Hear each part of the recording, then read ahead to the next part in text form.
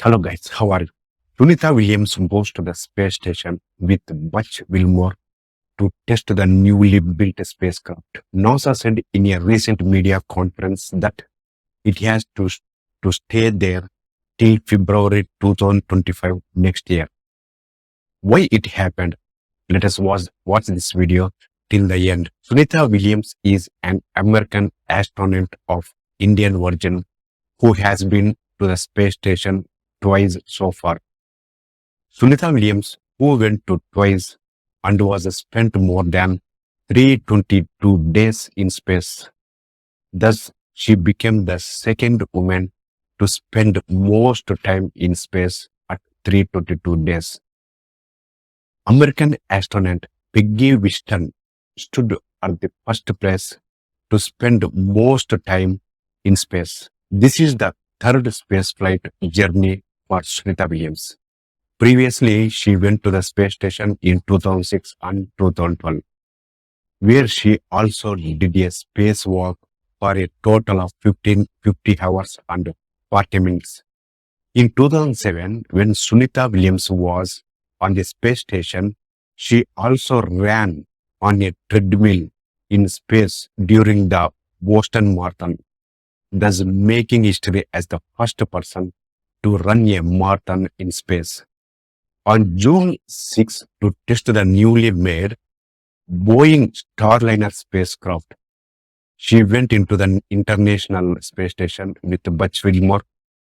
Actually, NASA changes its space station staff in every 6 months, but to test the newly developed Starliner spacecraft, Sunita Williams and Butch Wilmore, who were responsible for getting it into space and back, but they should return to Earth on June 14.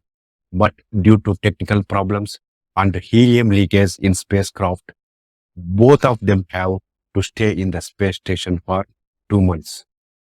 If there is any danger to the spacecraft due to helium leakage in the spacecraft during re-entry, they had to stay in the space station for the last 2 months because of the possibility of loss of life. We know that in the past, due to the leakage of helium leakage, the spacecraft was blasted while coming to Earth.